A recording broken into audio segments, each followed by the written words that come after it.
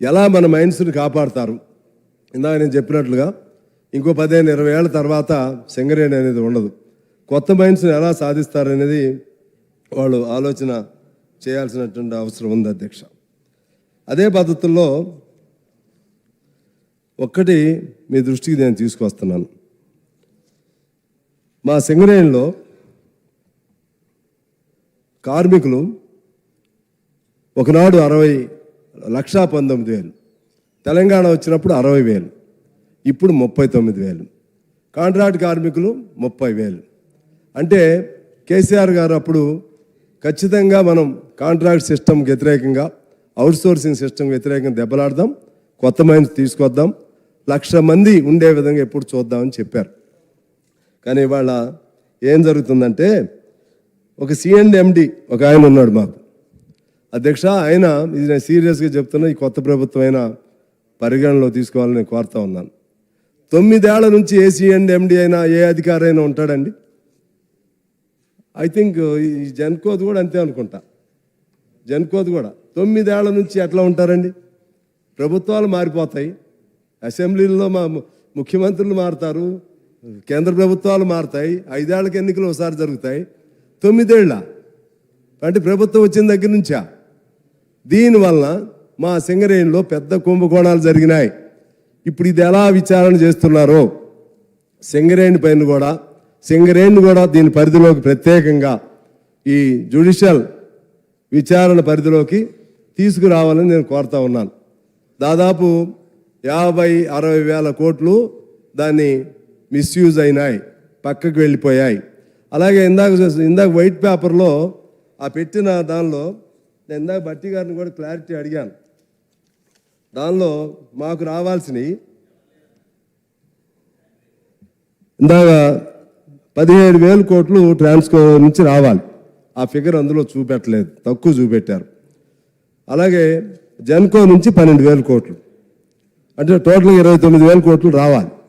అది కొద్దిగా ఈ మధ్య ఏదో కట్టారంటున్నారు, దాన్ని టు బీ కరెక్టెడ్. ఇక్కడ జైపూర్ నుంచి ఇందాక జైపూర్ది కూడా మన పెద్దలు మాట్లాడుతూ చెప్పారు. జైపూర్ది సింగరేణి ప్లాంట్, అది ప్రభుత్వంది కాదు. అంటే అక్కడికి వచ్చేసరికి అవి కార్పొరేషన్లు వేరు అంటాం, మళ్ళీ వచ్చేసరికి ప్రభుత్వంగా, కొన్ని వచ్చేసరికి ప్రభుత్వంగా ఓన్ చేస్తాం, మళ్ళీ కన్వీనియంట్గా ఏది ఎట్లా కావాలో అట్లా కలుపుకుంటూ ఉంటాం.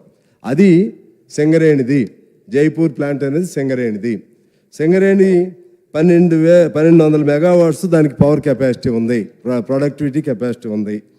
4.5 సంవత్సరాల నుంచి అధ్యక్ష ₹1 కూడా ప్రభుత్వం వాళ్ళకి పే చేయలేదు.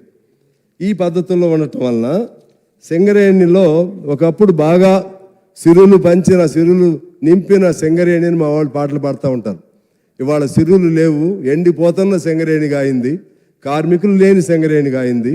సింగరేణి అంటే బండ చాటున, బండ కింద నలిగిపోతున్న కార్మికుల రక్తంతో నల్లబొగ్గు ఎర్రగా మారినటువంటి గొప్ప చరిత్ర కలిగిన సింగరేణి.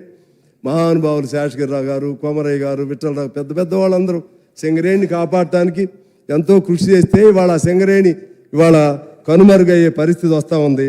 దీన్ని కొత్త ప్రభుత్వం దాన్ని ఎలా సెట్ చేయాలో దాన్ని జాగ్రత్తగా ఆలోచన చేయాలి. సింగరేణిలో పనిచేసే కార్మికులు దిగిపోయిన తర్వాత సొంత ఇల్లు లేనటువంటి, దిక్కు లేని పరిస్థితుల్లో ఒకనాడు దక్షిణ భారతదేశానికే వెలుగులు ఇచ్చినటువంటి సింగరేణి ఇవాళ దిగిపోయిన తర్వాత కార్మికులు సొంత ఇల్లు లేకుండా మన వాచ్మెన్ లాగానో ఇంకో చోట ఉద్యోగాలు చేసే పరిస్థితి వస్తుంది అధ్యక్ష. అందుకని కొత్త ప్రభుత్వాన్ని నేను కోరుతా ఉన్నాను. వాళ్ళకి చాలా స్థలం ఉంది సింగరేణిలో, ఎకరాల స్థలం ఉంది. పనిచేసే ప్రతి కార్మికుడు 200 గజాలు స్థలం ఇస్తే వాళ్ళే మళ్ళీ ప్రభుత్వం లోన్ ఇస్తుంది, బ్యాంకులు లోన్ ఇస్తాయి, ఇబ్బంది లేకుండా వాళ్ళు ఇళ్ళు కట్టుకుంటారని చెప్పి నేను తెలియజేస్తా ఉన్నాను. అలాగే అందులో ఉన్నటువంటి కాంట్రాక్ట్ వర్కర్లను చిన్నగా ఫేజ్డ్ మేనర్గా అయినా సరే వాళ్ళు కనీసం పర్మనెంట్ చేయలేకపోయినా హై పవర్ శాలరీస్ అనేది కోల్ ఇండియాలో ఇస్తున్నారు, వాళ్ళకి అవి ఇప్పించే విధంగా చేయాలని నేను కోరుతున్నాను. అలాగే విద్యుత్కి సంబంధించినటువంటి అంశానికి సంబంధించి అక్కడ కూడా ఇదే పరిస్థితి. దాదాపు 60,000 మంది కార్మికులు ఉన్నారు.